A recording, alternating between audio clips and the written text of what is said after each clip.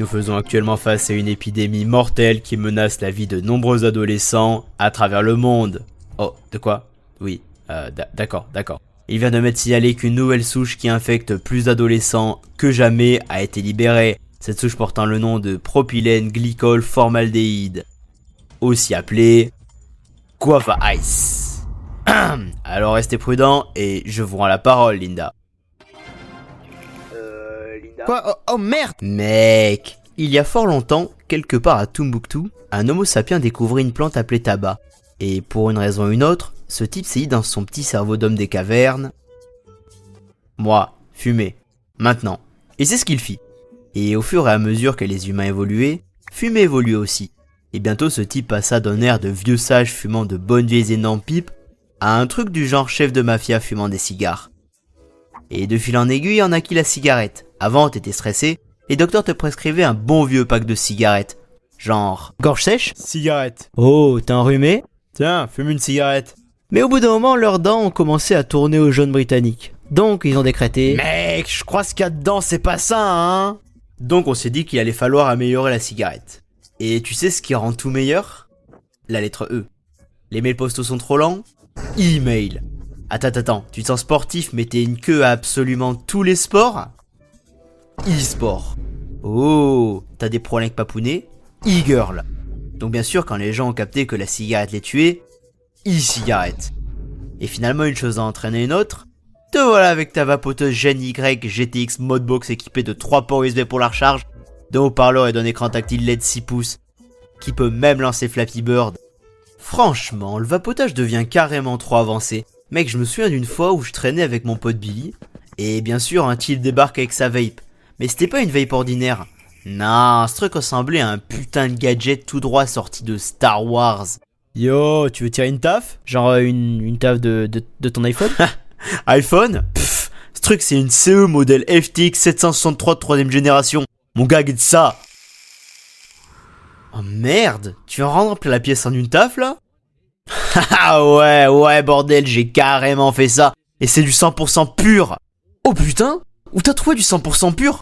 Ouais, je finis par mélanger mon Guava Ice 50% avec mon Blueberry Ice 50%. Et du coup ça fait genre 100%. Ah mec, je crois que ça marche pas comme... Attends, ta gueule, y'a ma mère qui m'appelle. Yo man, va te faire mettre. Et c'est à ce moment là que j'ai compris qu'il y avait vraiment des niveaux avec cette merde. Niveau 1. Le niveau 1 désigne le genre de gars qui n'est pas addict, mais qui va de temps en temps tirer une taf chez les autres. Puis le niveau 2.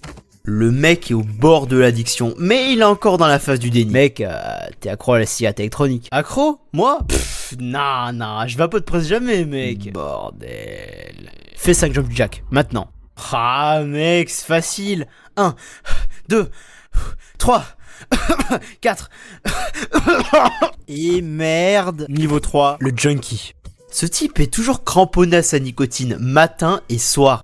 Et même s'il a sa vape en main, il te demandera la tienne. Et que Dieu nous en préserve, si ce junkie perd sa vape, il va stresser comme s'il venait de perdre son unique enfant. Un junkie sans sa vape, c'est l'exact équivalent de tu sais, ces mignons violets. Le gars va se démener pour en avoir et Dieu sait jusqu'où ce taré irait pour une taf. Niveau 4, le junkie qui vend des vapes. À ce stade, la vie de ce mec tourne exclusivement autour des vapes. En fait, je suis presque sûr qu'il ne respire même plus d'oxygène. Genre pour respirer, il doit s'enfiler des produits chimiques que j'arrive même pas à épeler.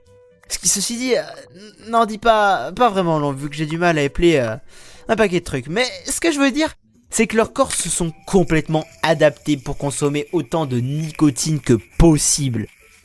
Il vit pour cette merde, il se gave de jus de vape. Et quand il a faim, il bouffe carrément la vape elle-même. Le pire, c'est qu'il manque jamais de vape. Il assure l'approvisionnement. En fait, ce type, c'est juste le PDG de se défoncer sa propre marchandise. Genre, le gars est son propre client numéro 1, niveau 5. Ce type, sérieux, pourquoi t'as besoin d'un putain d'écran tactile ta vape alors que t'as déjà ton... Attends, t'as vraiment commandé ta pizza depuis ta vape? Bordel, où t'as dégoté ce truc? Et me lancez pas sur tous ces goûts. Sans déconner, comment ces enfoirés peuvent fabriquer un jus de vape qui s'appelle Early Riser?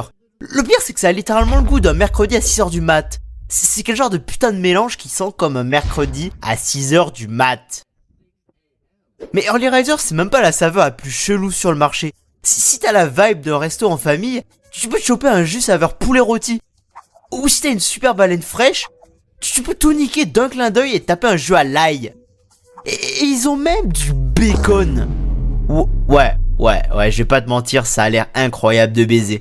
Et enfin, non, je sais pas si je peux dire ça sur YouTube, mais putain, tu peux même te choper du Worcestershire.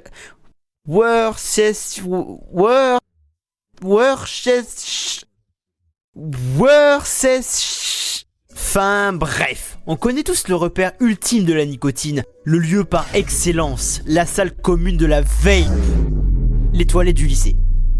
Mec, tu rentres dans l'un de ces bleds et y a au moins 15 mecs dans leur nuage de fumée dès 10h du mat. Tu viens pour pisser un coup et là bam, te voilà dans le smog. Tu te diriges vers les urinoirs mais c'est tellement brouillardé que tu te retrouves à pisser partout sur les murs. Et putain, tu peux même pas pisser sur les murs tranquille parce qu'un junkie débarque pour te pomper la CE jusqu'au bout. Et mec, il est tellement en manque que pour une taf ce serait pas la seule chose qui te pomperait. Et tu te dis peut-être, Chains, comment tu sais ce que tu sais sur la cigarette électronique? Et c'est une excellente question. À l'époque, j'étais un gosse curieux et en 5ème, je traînais chez ma pote Becky. Et quand je suis entré dans sa baraque, j'étais juste un jeune enfant curieux et innocent. Mais j'étais loin de m'imaginer que j'en ressortirais complètement changé. Du coup, moi, Bob et Billy ont été posés dans la chambre de Becky. Et pendant que j'étais avec elle, Becky me demande: t'as déjà essayé la CE? En vrai, j'avais jamais touché à ça de ma vie. Mais je devais la jouer cool devant elle, donc j'ai répondu: ouais, ouais, je fais ça tout le temps. Et alors, bien sûr, elle me file la vape. Et honnêtement, j'avais pas vraiment anticipé tout ça. Mais j'étais déjà trop enfoncé pour faire marche arrière. Alors je l'ai prise dans ma bouche et je l'aspire à fond. Et comme c'était la première fois que quelque chose d'autre que de l'oxygène touchait mes poumons, ça y a foutu le bordel dedans. J'ai commencé à tousser comme un dingue et mon image de mec cool s'était évaporée. Mais il fallait que j'aille jusqu'au bout. Oh mon dieu, ça va? Je crois que c'est que dalle pour un gars comme moi. Les gars, je crois que Chen est en train de crever là. Et alors la vie continuait et je me tirais une taf ici et là et j'ai même fini par apprendre quelques tours et tout, mais un jour mon pote et moi devions courir pour attraper le bus. On s'est mis à courir et là le gars il fait même pas 100 mètres qu'il se retrouve par terre en train de tousser du sang. Et là je me suis dit ouais non, c'est mort. Et tu sais quoi, j'ai